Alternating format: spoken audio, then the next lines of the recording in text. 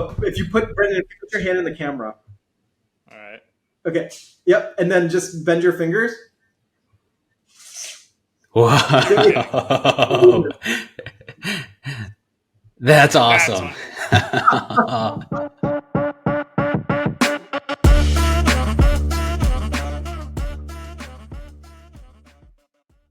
What's going on, everybody, and welcome back to episode 21 of the Next Big Thing podcast, where we interview the founders and CEOs of crowdfunding startups.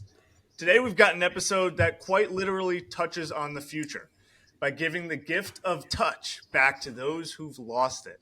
We're thrilled to introduce Dr. Aadeel Akhtar, the CEO and founder of PSYONIC, a company revolutionizing the world of prosthetics. With groundbreaking technology and a mission to make advanced prosthetics affordable, Dr. Akhtar is changing lives across the globe.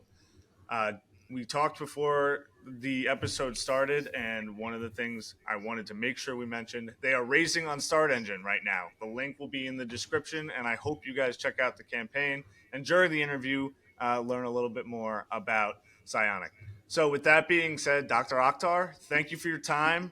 You brought an interesting demo, as I mentioned before we started talking. I can't wait to hear about it, and welcome on the Next Big Thing podcast. Absolutely. Thanks for having me, guys.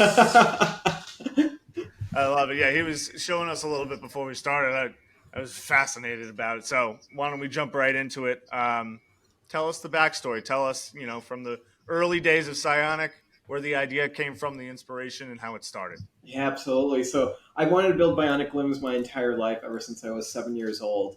So I was born in the Chicago suburbs, but my parents are from Pakistan. And I was visiting when I was 7, and that was the first time I had met someone missing a limb. And she was my age, missing her right leg and using a tree branch as a crutch. That's what inspired me to go into the field and want to develop advanced bionic limbs that were affordable and accessible for everyone. So I ended up getting a bachelor's degree in biology from Loyola University Chicago, master's degree in computer science there, taught there for a couple of years, then went to the University of Illinois at Urbana-Champaign, got another master's in electrical and computer engineering, PhD in neuroscience, and then I left medical school because building bionic limbs was a little bit more fun.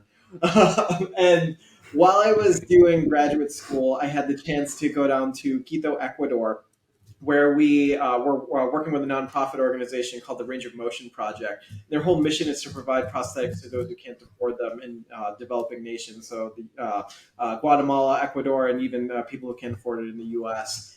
And so we went down there, and this is part of a long story of 2 weeks of all-nighters trying to get this hand to work. And our patient, Juan, he made a pinch with his left hand for the first time in 35 years. And the hand at the time, it was like 3 times the size of an average adult human hand, had wires going everywhere, plugged into breadboards, power supplies, the wall, you name it. But he was still able to make this pinch. And in front of international news stations, he literally said he felt as though a part of him had come back. And that's when I realized that, if I stay on this track of getting an MD and a PhD, I work in an academic hospital, then this just ends up as a journal paper or a university project. If we want everyone to feel the same way that Juan did, we had to commercialize the technology. And that's when PSYONIC was born.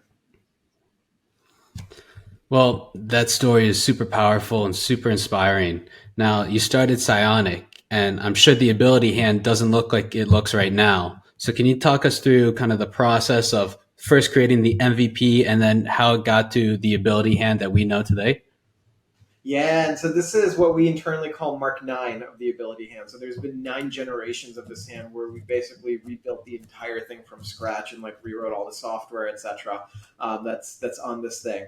And when we first started out, we were working with open source designs that we had found online. So there's these humanoid robots that we modified that to just use the hand, as well as other hand designs that we had found. And we just started there, and started putting our own software on them, started putting our own electronics in them, figured out what the issues were, and then we started making our own designs that we open sourced ourselves. And so Mark, I think 3 through 5 is all open sourced, and you can actually go online and start building them. And so when we went down to Ecuador, we had this giant 3D printed hand that I was telling you about, right? And then we came back to the U.S. We we met our first patient in the U.S. who was a retired Army sergeant, Sergeant Garrett Anderson. He lost his hand in Iraq in 2005 due to a roadside bomb, and he used a hook on a daily basis. And we were like, we need to upgrade him to the 21st century, right? And Right. the thing is that he is like, he's an Army guy. He's like Army strong, right? So he's super rough on his prosthetic limbs. And we were like, okay, we need to make something that's going to be able to survive him using this, right? Because if we give him a purely 3D printed hand, he's going to destroy this thing within like a week, like maybe even a day of using it, right? And so we had to figure out how we could still leverage the low cost of 3D printing while making this hand more robust than anything else that was out there. And that's when we came across a field called soft robotics. And in soft robotics, instead of making like your robots out of rigid materials like metal or rigid plastics, you use soft materials like your own skin, so like silicone and rubber and things like that. And so if you look at this hand, right, I'm like flexing these fingers as though they were like, natural like rubber, like your own fingers can, right? So I can take this and I can smash it and it totally survives the impact. Sergeant Anderson actually punched through 3 wooden boards set on fire in my driveway. I've climbed the roof of my house. I dropped the hand 30 feet in the air. It survived. We even put the hand in a dryer for 10 minutes, and it survived just tumbling around in a dryer. I've arm wrestled against a para-triathlete national champion, and I lost. And on it, like this hand can take quite a beating, and we wanted to make sure that it was going to be able to survive for our users, because that was like one of the biggest pain points that they found. Some other things were that the hands that were out there were just too slow. So this is a hand. So you can see all 5 fingers flex and extend, and some rotates as well. But the hand moves really fast. So this is the fastest bionic hand in the world. The fingers close in about 200 milliseconds, which is technically faster than we blink our own eyes, and it's around 2.5 times faster than other hands that are out on the market. And that's just been a game changer for our users. Like one of them, he 3 minutes after he got the hand for the first time, someone like threw him a water bottle and he was able to catch it because he was able to just react so quickly and the fingers were able to move so fast. And the other thing is that this is the first hand to give users a sense of touch. And that was really important as well, because Sergeant Anderson, he told us that when he got like one of his like first prosthetic hands, he tried to shake his grandmother's hand and he ended up like almost like breaking her hand because it was just squeezing too hard and he couldn't control the amount of force.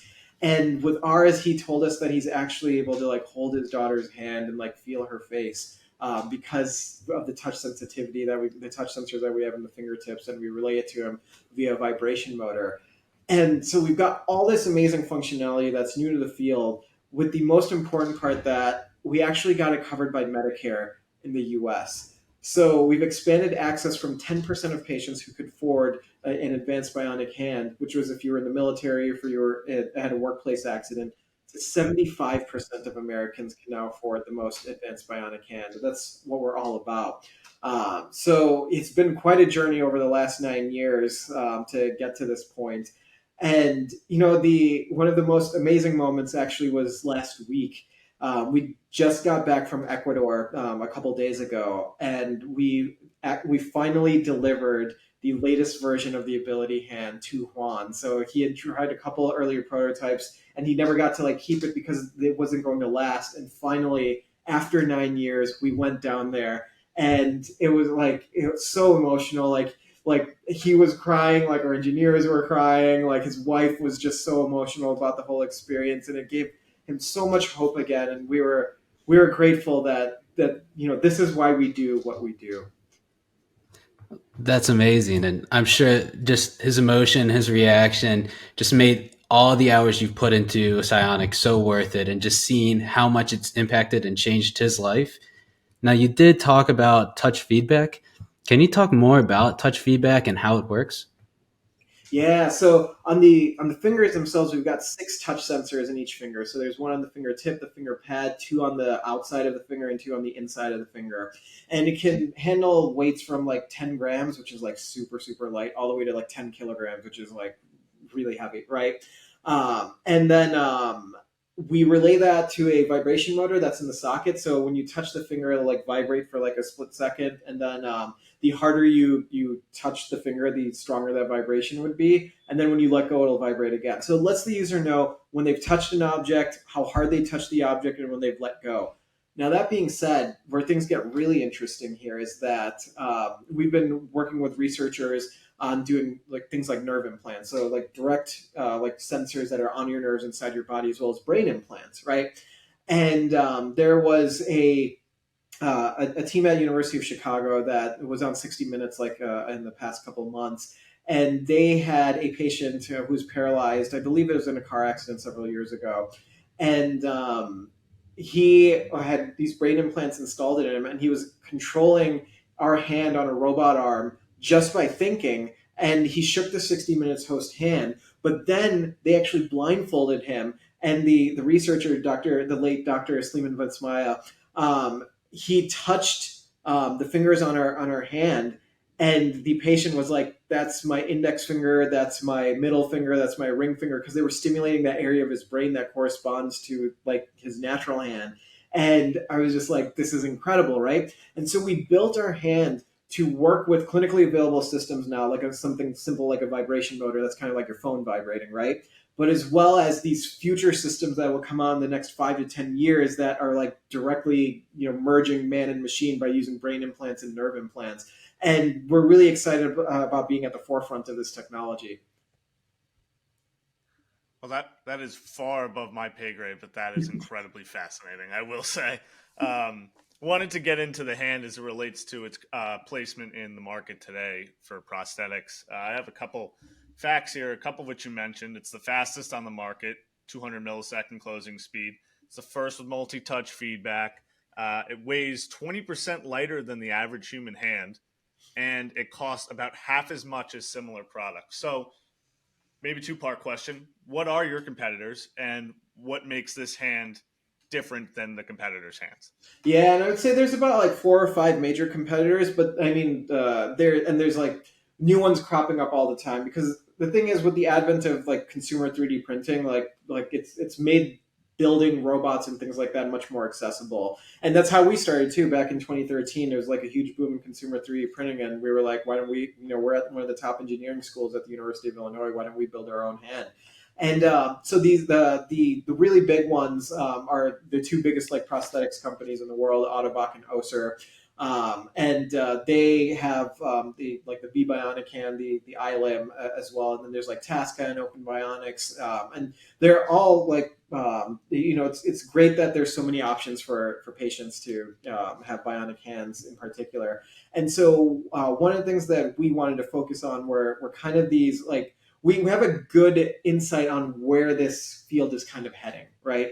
Because as coming from like my PhD work, we kind of like got a good understanding of like what the limits of the technology are right now with things like brain implants and like nerve implants and things like that, and like as well as like robotic hardware. And that's when we were like, okay, so we see a pathway of making like touch feedback feasible, right? Because we're starting to, like, these researchers are starting to do these like invasive techniques to like stimulate your nerves. So we should build a hand that has like the like touch feedback built in. And then we did our customer discovery process, and we found out they wanted fast, they wanted robust, things like that. And we were like, okay, how can we do all of these things? And so those were the features that we built into our hands. And from the get-go, after talking with so many clinicians, they were like, if you can do all of that and make it covered by Medicare, then you've got something that's really special, that's going to be like a home run in the market. And that's what we set out to do, and we were able to do it. And as of September of 2021, the Ability Hand has been available nationwide across the entire US. And it's available globally for robotics researchers, including it's being used at NASA, it's being used at Meta, by humanoid robotics companies like Aptronic and Hexagon. And so what's really interesting there is that if you're building a robot to do human tasks, well, we've optimized our hand to do human tasks for humans, right? So it makes sense that the robots would use the same thing. And so I think NASA had seen like one of our videos online of like me doing like this like demonstration at the Consumer Electronics Show, and they were like, we could use this on our robots, and so then we went to Houston a couple months ago, to Johnson Space Center, where we saw their humanoid robot using our robot hand, and we had a couple of our own like human users there with us. And we have this like epic picture of one of our users like fist bumping this humanoid robot, and they're both using the same hand. And the coolest thing is that like we were kind of like teaching the NASA engineers how best to use our hand to do like these tasks that they're going to do on the International Space Station, because we had expert like human users using our hand to do it. And I was just like, wow, this is just crazy. And so we have this like incredible like new market that hasn't been tapped into from the prosthetic side, of all these like robotics researchers and humanoid robots that are going to be exploding over the next like 5 to 10 years. And it's the exact same hand that's going on both our patients and the robots. You reminded me a few episodes back, we interviewed Dr. Harry Clore of Beyond Imagination. He does AI humanoid robots. And just hearing him talk about the incredible innovation that has happened in such a short period of time was super inspiring. So I guess I don't want to take a pessimistic view, but there's been a ton of innovation in it seems in prosthetics over since you started Psychonic. Where do you think the industry still needs to improve on, and maybe how can Psionic be a part of that? Yeah, absolutely. And this is so this goes like this dovetails nicely with our recent move. So we moved about a year ago to San Diego. We're in Illinois before, and in San Diego, it's like it's a med tech hub. There's also the military hospital and UCSD, and so I'm affiliate faculty at UCSD. We're working with their orthopedics department and bioengineering, as well as the Navy hospital and their clinicians and their orthopedic surgeons as well. And the kind of the next frontier of this is one of the things I had mentioned was nerve implants, but also bone integration.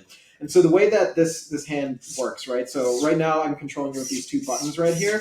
And the most common way is that if you're missing your hand below your elbow, you'll have muscle sensors that are placed like on the outside of your skin. So you might not be familiar with those muscle sensors, but what you probably are familiar with is like EKG. So it's like that thing when you go into an ambulance and they put those sensors over your heart and you see that little monitor, right? And then like if you're dead, then it flatlines, right? So imagine those same sensors, instead of placing it over your heart, you place it over your muscle, and that when you're just relaxing and you're not active, it's like a flat line. But then when you flex your muscles, you'll see this huge burst of like activity on that screen. That's what we're using primarily to control these devices, right? Now, the thing is, there's that like muscle sensing technology has actually been around for at least like 60 years or so, and it has limitations, right? Like if you sweat, like if you're like got a lot of like thick skin, if you're not well hydrated, like that all affects like the signals you get from that, right? So we can get much better signals to control the hand if we go invasive. And the other thing is that, so this is the hand itself. I just popped it off of this little stand right over here, right? The way that this is attached is through something that we call a socket. And so basically, if I was missing my hand here, you'd have like almost like a cast. Like if you broke your arm, it's like molded to your residual limb. And then you attach this onto the cast, basically, the socket. Mm-hmm. And you can imagine like that can get really uncomfortable. Like there's a lot of friction, like it gets hot, like things like that, sweaty. And it's not really how your own natural hand is attached to your body. You're not wearing it like a shoe over your arm, right? It's directly attached to your bones. And so we've been working with researchers and clinicians who are taking a titanium implant and literally like drilling it inside of your bone, and then it comes out of your body, and then you attach the hand directly to this titanium implant, so it's attached directly to your bones. And it's called osseointegration. And so just this past February, Dr. James Flint at the Navy Hospital and Dr. Frank Sharappa at UCSD we had all gone down to Australia to train with one of the top orthopedic surgeons in the world who pioneered this technique, so that we can start doing it in San Diego. And we want to couple that with these nerve implants that allow you to do individual finger control. So we're hoping that in the next couple of years, we might have our first patients playing piano or typing on a keyboard again. And that is going to be, next level stuff that's not possible right now. That is cool. I wasn't going to ask this question, but I'm curious now, so I'm going to ask it anyway. Can you bring me through your supply chain and how the Psionic hand comes together? Yeah, and so most of it is actually done in house here in San Diego, where we build all of it. So our motors and our gears, we design the circuit boards here, but then we get them made in China. So the motors, gears, and the PCBs come from China. So we spent the summer of 2017 in Shenzhen, which was just absolutely wild. My wife was like 7 months pregnant at the time, and we had our 1.5-year-old son, like my director of engineering and like 3 other like students, all in a high rise. Only one of us spoke Chinese, and we're there for literally like 2.5 months, and it was just like, it was absolutely nuts. But that's where we found our motor and our gear manufacturers that we still use to this day. So it was an incredible trip. It's like the Silicon Valley of like China, basically. And then everything else we basically do in-house. So we do all of the carbon fiber work, we do all the silicone molding, we do all the fabric, we do all the assembly, we do all the firmware uploading, testing, everything is done here. So the cool thing about this is that we invented a lot of the manufacturing techniques to make like a device like this, which is why you can do things like punch through flaming boards and things like that. With these silicone and rubber hybrid fingers and 3D printing and all of that. If you guys are ever in San Diego, I'd love to have you come by and you can check out to see like how we make every single one of these hands that goes out into the real world. Well, I would love to check it out and just walk through and see what it's like. And you have some big ambitions for San Diego, right? You want San Diego to become, what'd you say, the hub of bionics in the future? Yeah, the bionics capital of the world. So my goal is to turn San Diego into the bionics capital of the world. And it's because we have all these pieces here, right? So we have the military hospital, we have UCSD, there's 2 prosthetic schools like near LA, which is a couple hours north of here. We have the Challenge Athletes Foundation. And so there's like all these pieces that are like kind of like independent that I want to kind of bring together. And we have a 5-year goal of making an ability leg that you can do a triathlon in. So that would be with the Challenge Athletes Foundation, with the military hospital, with UCSD, kind of bringing all those resources together to have someone run, bike, and swim with like a leg that's directly attached to your bones and controlled by your nerves. And I think this is the best place to do it. The weather doesn't hurt either, right? Yeah, exactly. So that's the goal for 5 years.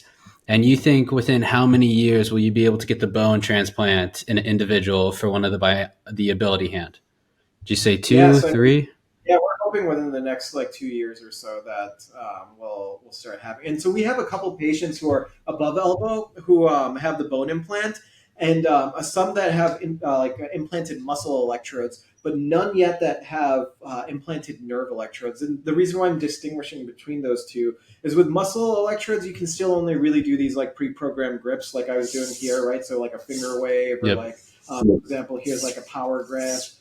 We can do like, the precise pinching. And if you're at a rock concert, you can rock on, right?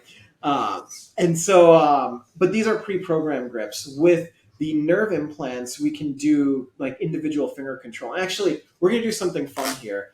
So I'm going to pop this guy off of here, and I'm going to put it on this socket that I've got on this, right? So I'm going to turn this guy on. The only difference between this guy and the other one is that this has a USB cable that's attached to the bottom of it. And if I hooked everything up correctly, I'm going to connect this guy to my phone, and you guys will actually be able to control the hand from where you guys are at. So actually, I hope everyone's watching. So if you put your hand in the camera. All right. Okay. Yep. And then just bend your fingers. Wow. That's awesome.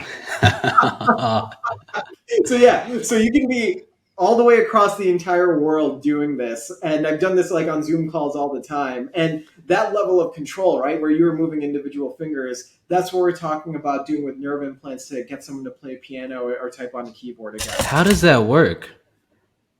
Yeah, so the way I was doing it right now was that my phone's camera was recognizing Brendan's hand, and it was actually tracking like all the movements of his hand, and then we were relaying that to the hand to move in real time.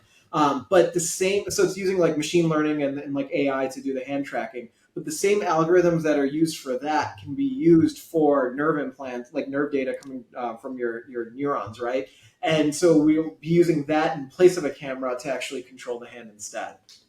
That's amazing. That's really, really amazing. And you can see how powerful that technology is going to be and how that's going to really help all these people that have disabilities that are missing limbs. Now they're going to have a bionic hand that can function like a hand. And you brought up some of the points about durability and speed, and I never thought about those being pain points for people that are missing limbs and how you're addressing that. But one of the most interesting pain points you brought up is it being covered by Medicare. So can you explain that Medicare problem before the ability hand came out and then how you worked to solve that problem? Yeah, absolutely. And so before our hand really came along, there were two insurers that really covered an advanced bionic hand. That was if you were in the military or if you were in had a workplace accident, so workers' compensation. It only accounted for about like 10% of the market, that as I was mentioning. So the gold standard insurer is Medicare, and usually if Medicare covers it, then all private insurers will usually cover it as well, right? So your Blue Cross Blue Shield, your Aetna, like whatever, right? And the thing is that Medicare would only cover like the price point for just a hand at like $31,000, and the clinicians were trying to double their margins for them to like be able to succeed in their business as well, right? Um, and so that meant that we had to target a price point of 15,500. Uh, and so the other hands usually typically cost between 26 and 32K to the clinician. The clinician tries to double those margins, ends up being like 50, 60K. And so then Medicare will only cover 31K, and they're like, well, we're not going to cover this, so we gotta figure something else out. And so we were like, okay, so we had to set a price point of 15,500, and then like basically figure out how we can make the hand under those constraints. And when you've got those constraints up front, it like forces you to think in a different way, right? Like, how can we leverage low cost manufacturing solutions to keep the prices low and the costs low, so that we can actually hit that Medicare price point? And because we were forced to think in that way, and we took the soft robotics approach, we're actually able to hit that price point, and that's how we're able to get that Medicare coverage.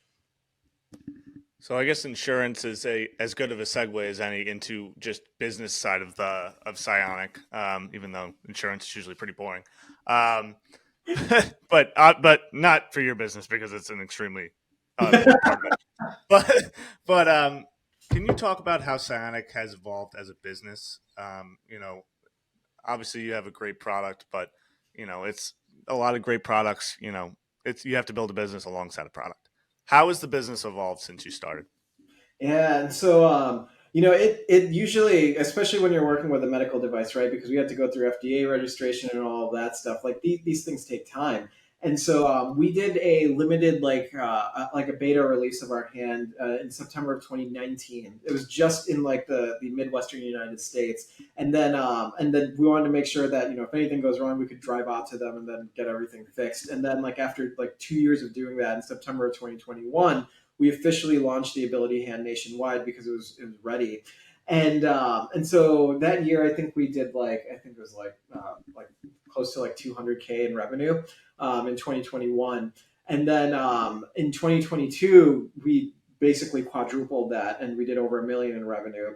So last year, and we were actually profitable as well. So and for I think I just read some statistic recently that less than 10% of like equity crowdfunded startups are actually profitable, and like we're one Yep. of the few that are profitable, and that was like really exciting for us. And for us, that was really important too. We wanted to make sure that we could build a viable business before raising a ton of money and then just going gangbusters, just to be one of the other statistic of the 90% of startups that never are profitable or end up failing, right? Um, and so that's our biggest issue right now, is that we've got more demand than we can produce, and it's a great problem to have. And that's why we're actually raising on Start Engine right now, is so that we can actually increase our production and get these hands to as many people as that need them around the world, and on robots as well. So maybe to tie the last two topics together, how has your go-to-market strategy evolved now with Medicare being a part of it? You just mentioned you have more demand than you can produce for. So what customers are you attacking first? And, what do you see that, how do you see that evolving going forward? Yeah, and this is where things get interesting as well too. So traditionally, the way that medical devices and prosthetic hands included are sold is that you have sales reps, right? You've got like regional sales reps all across the U.S., and then like you have them go and visit the clinics, and then like the trade shows and things like that, right? And we've actually only had one sales rep, and they've been on retainer for like the last year because, again, our demand is far exceeding our supply. And part of the reason for that too is that half of our sales come from social media. And for a medical device company, that's actually pretty unheard of, right? Yeah. And so the thing is that we're showing us doing these crazy things with the hand, like flaming board breaking. We even did like, if you remember that trend of bottle flip tricks where you have like a partially filled bottle of water, right? You can imagine it's a lot harder to do with a bionic hand. But we had one of our patients, Kate Kettlehone. She was 17 when she got the hand. She came over to our lab and she was just nailing these shots like all over the place. And we were like, "This is awesome, right?" And then our potential patients see this and they're like, "I didn't even know you could do this with a bionic hand. Like, how can I get it?" And then they contact us, and then we put them in. We either work with their clinician if they're already working with one, or we put them in contact with one in their area. And that's how it just like drives a ton of sales that way. And so because of that, like it's been a huge part of our go-to-market strategy has been like going to the consumers themselves, even though the payers are insurance and the clinicians, the patients have the make the decision at the end of the day of whether they're going to go with the hand. So if we can work with them directly and then work with their clinicians as well, it's like a win-win for everyone. Yeah, and it kind of brought me back to what you said a couple minutes ago about Medicare, with how doctors will sell it for this much and Medicare will only cover this much. And what you're doing when you're selling through social media is you're empowering the consumer. Exactly. And it's incredible. It's refreshing to see that in something, a product that would be so beneficial to the consumer. And honestly, I was just let me just add something to that. Yeah, add to it. Yeah. And it's one of the reasons why we actually decided to go the equity crowdfunding route as well, was that we already had like this large social media presence and we were building this community, and we were like, if we're a company all about accessibility, like making this hand more accessible to as many patients as possible, why don't we make the company accessible as well? And so that's why we were like, let's let anyone who wants to be a part of this, like, be able to invest on through equity crowdfunding. And the most beautiful thing is that our own patients have invested in the company. So it's like they get to be a part of us making the thing for them. And it's just like this I couldn't have asked for anything more to come out of it. That's fantastic. And before I forget, it's on Start Engine and the link is in the description. I'll try and say that a few more times before the end of the interview. I guess to kind of keep it on crowdfunding, how's the campaign been going? Maybe expand on the experience you've had with people that have been using the hand, investing in the company, and maybe go into a little bit more detail about what the money's going to be used for. Yeah, absolutely. And so we started almost a year ago now, and we've raised over 2.2 million on Start Engine, and that's been like incredible. I think on our regular, the regulation CF, we can raise up to 5 million. And so like we're good. I mean, we were profitable, right? So anything that we raise right now means just the faster we can go in getting like our production up. And we're currently on track to scale up our production about 3 to 4x from what we were at earlier in the year. So we're using a lot of the funds to buy like new machines and hire more assembly people so that we can get our production up. So we have a new CNC machine that we can like carve metal in 3D. We've got a metal laser cutter. We've got like a new 3D printer, like industrial 3D printer, coming in next week. And we're really excited about getting these hands to more people who need them all around the world, including, like I said, our patients who have invested in the company, that like, they really believe in what we're doing, and they see the future of where we're going with this technology, with like the bone integration and the nerve implants. And, it gives them hope too, right? And that's the most important thing for us, right? Is our patients. We want to make sure that they're taken care of, and they know that we're on their side, and for them to be a part of the company itself, like that's there's no better proof of that than that. Yeah, that's the best proof of concept you can have, right? The fact that the patients want to become investors, want to be part of the company. And I can clearly tell how patient focused you are because you'll have them come to the headquarters. You'll have them try out the different bionic hands. I think that's very inspiring just because clearly this is such a mission driven company and you're trying to solve something much bigger than just making money. You're trying to make the world a better place. You're trying to give people with these disabilities, you're trying to eliminate the disability and make them still feel like they can do everything that they once thought that they were missing out on. So it's very powerful, very inspiring. Check it out on Start Engine. I do want to shift it a little bit to what is the biggest challenge you've had to overcome with starting Psionic? Oh, the biggest. I mean, there's been many along the way, right? Like on the technical side, it was like, so I mentioned earlier that we invented a lot of like the processes for like manufacturing this stuff, right? So if like I said, if you come over here, we have literal like chest of drawers full of old prototypes of just like hundreds to like thousands of iterations of like small components for like each one of these fingers, like finger bones, like the enclosures that go around the motors. So just figuring that stuff out, right? So that's always been a huge challenge. But even like like building a company on this, right, has not been easy either, right? So I'll tell you a story. So when we went to China that summer of 2017, we had done like an Indiegogo campaign around that time too, and I think we were trying to raise like 250K or something like that, and we ended up raising $6,000, right, instead of $250,000, right? And we were hoping that this could be like this is what's going to shift us away from being like students at a university to like fully fledged business, and we only raised like $6,000. And granted, this was all like donation, right, and that wasn't like equity crowdfunding necessarily, right?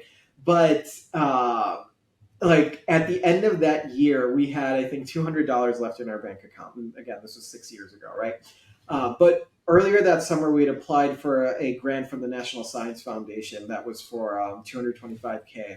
And we found out like in the last weeks of December that we were getting this grant and it was going to kick in January. So literally on the first week of January, we go from $200 in our bank account to $200,200 in our bank account. It's more money than we had used before. And we were just like, wow, and such a roller coaster ride, right? Like any startup is, right? You have low lows, but then you have these like high highs when you see our patients doing like incredible things and like giving them hope back, right? And fortunately, we're in a situation now that, like I said, we're profitable, like we're starting to expand. There's more demand for our hand. Like we've got this whole robotic sector as well. And I mean, the biggest thing going through that entire process is probably comes down to two things. One is having grit, like and perseverance, and just like being able to make it through those low lows so you can get to the high highs. And the other thing is just being grateful for the entire experience. Like I am so incredibly grateful that I get to work with such amazing individuals from my team at Psionic to our amazing patients who are doing incredible things with their bionic limbs. So it's been an amazing journey. Does flying down to Ecuador and seeing Juan or working with the patients in person really help you like be much more grateful than if you didn't see them? Just having that interaction and being able to see this product actually work its magic in person. Absolutely, 100%. And that's why we try as much as we can to have a direct personal relationship with each one of our patients. And a lot of, I mean, I know a lot of companies and a lot of clinicians try to have a little bit more of like independence, like keep that separate. But the thing is that when you have a company that's directly like cares, right, that directly works with every single one of your patients, like it makes a huge difference in their lives. And that's important for us, and we want to have that level of care, that level of quality so that our patients don't think that, it's like, oh, you've got a hand, you're on your own now, like you're all of your problems are going to be solved. No, we want you to like have the best quality of life that you can with this bionic hand. So I guess looking back, what advice would you give to yourself when you started the company if you right now were able to go back and say it to them? Um, I mean, honestly, I think it would come down to those two things again: being grateful and having grit, and just like reminding myself that this will be, this will all be okay. This will all be good. Like just keep going through with it. I mean, that's what I mean. I'm still telling myself that to this day too, and things have been working out pretty well. So yeah. So what is your ambition for the company?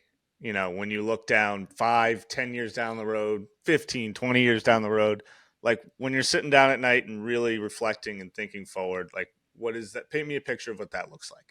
Yeah, and so that would probably be seamless integration between the human body and robotic devices, right? So this is I've been touching on like the nerve control, direct bone integration, and things like that. And something that's really interesting on that front too is that especially with the nerve implant stuff, right? I mean, Brendan, when you did that demo, it was like exactly tracking like what your fingers were doing, right? And so if I had nerve implants in my arm, then even with my natural hand, I could potentially track exactly what my natural hand is doing from these nerve implants. And so I even potentially see a market for people without disabilities getting these nerve implants and then being able to control basically any device. So imagine it as my remote control, right? It replaces my mouse, it replaces my remote control for my TV, it replaces my game controller because this nerve implant stuff knows exactly what my hand is trying to do. And then we can like connect that to any robotic device. But on top of that, this is where it gets even crazier, right? I can feel from that, right? If I'm touching something in virtual reality, I can stimulate your nerves to make it feel like it's actually coming from like your fingertips, even though there's nothing actually there, right? And what's cool about this is that this levels the playing field, right? The same thing that is being used for people who are with disabilities who are missing their limbs is the exact same thing that everyone, like non-disabled people, want as well. So it becomes like just this consumer level product, and that's kind of the future that I'm envisioning actually in the next like 10 years or so. So I was going to transition into a final question, but I have to ask you about something you just said there. So let me get this straight. So you're saying that a person who didn't need a prosthetic at this point, way down in the future, Yeah. could use this technology to enter into a VR, that something that's honestly been trying to be built very recently and sort of seen a little bit of a dip, and almost interact with feel in that world. Yes, exactly. And I mean, one of the reasons why these technologies haven't been adopted so widely is that they're clunky, right? I mean, you have to wear Yeah. this like glove, and then like you feel like weird vibrations and things like that as like haptic feedback, right? But if you tap directly into your nerves and make it this like seamless interface, that's when things are going to be adopted much more widely, much more seamlessly, and that's what I'm envisioning. So you have That's a, incredible. and does that, you have a partnership with Meta too, right?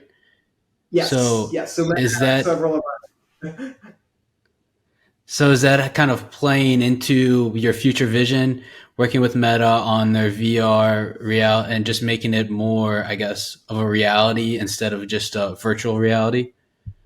yeah, that's a good way to put it. Yeah. That is fascinating. That's fascinating.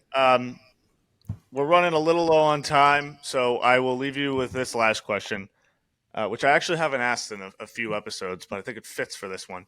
How is your company going to change the world?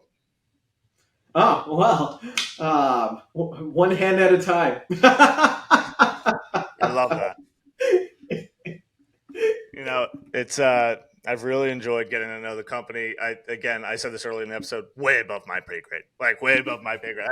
I am no engineer by any stretch of the imagination, but I appreciate you taking the time, Dr. Akhtar, and talking to us. And if I ever do find myself in San Diego, expect an email from me, and maybe if Connor's with me, we'll stop by definitely. Would love to have you over anytime.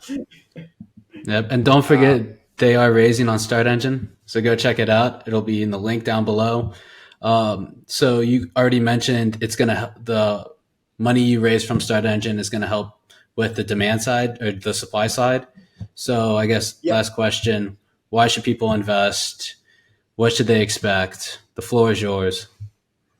Absolutely. And so, I mean, there's so many reasons to invest, right? I mean, just on the mission side alone, like the more hands that we can make, the more people that we can help get these bionic hands.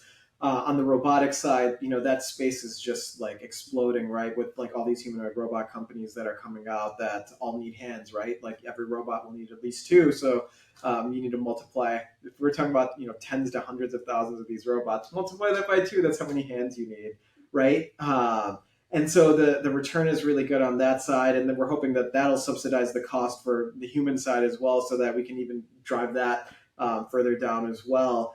And so yeah, and just to be a part of something that's going to revolutionize humanity, right? Like with these bionic technologies that are seamlessly integrated with your bodies, like I am so excited to have as many people like on board to usher in this new era and be a part of it. Well, I hope every single one of you goes out and checks out their campaign. Again, links in the description. I've said it 5 times now. I thank God, because I try and say it as many times as I can. I hate forgetting to say it. So link in the description. And again, thank you for your time, Dr. Akhtar. And for all the listeners out there, thank you for listening to this episode of The Next Big Thing. We will see you next time. So long. Take care.